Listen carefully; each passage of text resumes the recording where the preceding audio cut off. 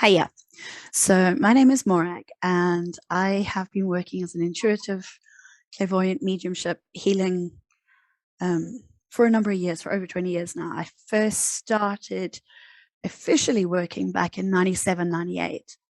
Uh, but the reality is I have seen spirit and seen soul and seen energy for my entire life. Uh, one of the biggest challenges I've actually faced has not been learning how to see, but learning how not to see, learning how to shut things down, because there have been times in my life when it is so overwhelming. I'm getting ahead of myself. Okay. Uh, I'm going to start again. Hiya. So my name is Morag, and I have been working with awareness of energy and intuition, with soul, with spirit for over 20 years. Um, I first officially started in 97, 98. Uh, but I had all the way through my life, I have seen spirit. I have been aware of it. I've been aware of that sense of connection. The biggest challenge I've actually faced has been learning to shut down, learning to not see, because at times for me, it has been so overwhelming that I thought I was going insane. One of the things in the very, very beginning that actually I found really reassuring, that started me off, that gave me permission to start doing what I was already doing, was I went to see a psychic in London. It was 97, 98, so I was early 20s. And I had always been terrified of going to see a psychic because I was afraid that they would say to me that I was on the wrong side of the desk and then I needed to be on her side of the desk doing the work. And what actually happened in this particular session is she was on holiday. She wasn't taking bookings, but I happened to be going out to Egypt within 48 hours of booking a session with her. And because I'd, mentioned to her, oh, well, I can't do next week because I'll be in Egypt. She actually said, right, we'll fit you in.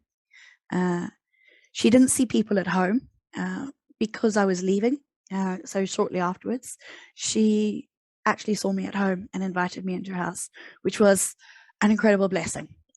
Just absolutely beautiful. And that has been a theme of my life ever since, with people, with teachers saying, oh, we don't normally do it this way, but seeing as it's you, we'll do it.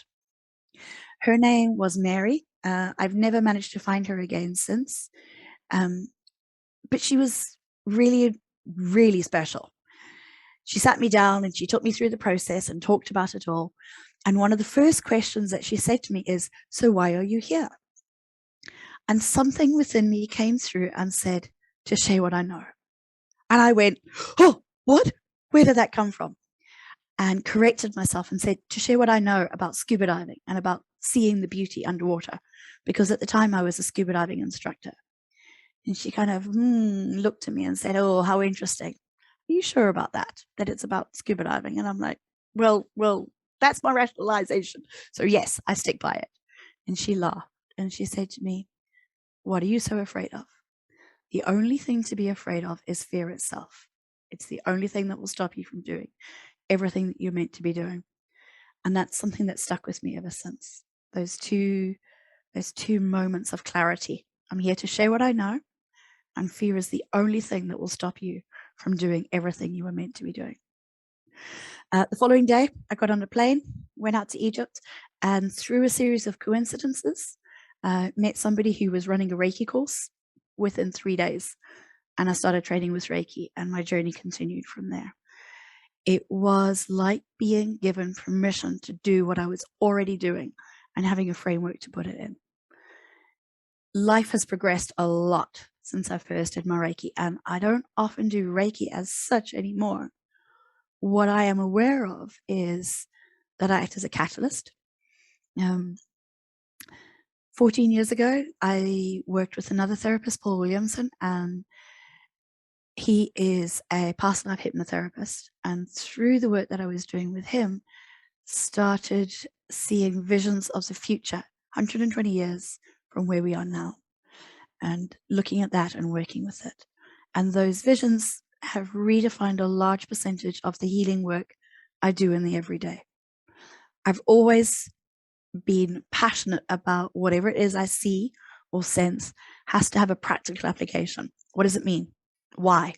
What does it mean? Why? To the point that I've often argued with my guides and demanded it be practical. How do we apply that? What does it mean? That's one of the things as well which led me into studying permaculture. One of the things I'm aware with the journey that I've had is that I had a great deal of resistance to actually working with soul, to working with spirit, to seeing and sensing energy, because I wanted to be just like everybody else. I wanted to fit in at school, and I didn't. Most of us don't. Most people, even the people we think fit in, don't actually fit in. But I began to recognize early on that wherever that point of resistance was, wherever that point of fear was also where the growth opportunity was. And when I surrendered and I began working with soul and working with spirit, there was just the most amazing sense of connection. And I come back into that again and again and again and working with it. I'm also the one who, every time my guides came through and gave me guidance or gave me information, my response was, why? Why do you want me to do that? An angel therapist I worked with in Johannesburg in 2001, actually told me off at one point because I used to call my angels big, tall gold fuckers because they were fucking with my life. And they kept asking me to do things I didn't want to do. And Brian, his name was Brian, said to me, Morag, angels actually are used to being respected. And when you respect the energy that comes through, there is a lot more that you can do within that space. So it's the fact that you're calling them big, tall gold fuckers is I find quite concerning, because I'm an older generation and I find it disrespectful. And if I'm finding it disrespectful, I'm worried the angels are finding it disrespectful. So maybe you need to consider why you're calling them big, tall gold fuckers and call them something else. And he was right. He had a point. And I then started calling them big, tall gold dudes. So I work with an awareness of big, tall gold dudes. And I have that constant refrain. Why? Show me more. Show me greater depth to that insight that you've given me. What does that mean in terms of practicals, in terms of practicalities? And it is that desire for knowing more, for wanting to understand the practicalities, that has also led me into permaculture practice, into the awareness of how we shape the world around us, not just for ourselves, but into the future generations, up to 7 generations. And this combination of working with spirit, working with soul, working with energy, and working with the practicalities of permaculture is part of what leads me, I believe, to being a visionary catalyst, being a catalyst for growth and holding a vision of the future at the same time. So I look forward to spending more time with you. I look forward to perhaps seeing you and bumping into you on the street one day when I go to fetch milk. If you want to know more, subscribe, click the notification button, get in touch. I'm around. Thanks. Bye. Hey there. So I have been aware I've had resistance coming up in a while about being visible. And recently I've been doing a full-time purpose challenge with Aaron Doherty, I think that's how you say it, and Victor Otto, and found it really motivating, really inspiring. And just the right nudge that I needed to get up and get going, start creating content, start producing. I've already got a website going. I've already got a blog going. I've already got various content and courses and online courses that are happening. But I've been aware for a while that I need to get more visible. A lot of my clients, a lot of my students are like, oh, when's the YouTube videos coming? And I'm like, oh, yuck. Just yuck. I realized that I don't like being visible. I don't want to be visible. I find it incredibly intimidating. I don't want people to know who I am, you know. I want to be quiet and hidden away and just quietly, gently, secretly do my work from the wee glen in Scotland where I live. However, that's not effective. It doesn't get the information out. It doesn't get out what I have to share, what I'm guided to share, and what is that constant nudge that goes on in the back of my mind whenever I check in with myself. What is it that I'm here to do? What's the purpose? What's the job? What's the work today? That's coming through from spirit and from soul, from that internal guidance and from that deep call within myself. The constant refrain that comes up again and again is share what you know. Okay. And I do on my courses, on my blogs, on my website. However, it's not enough.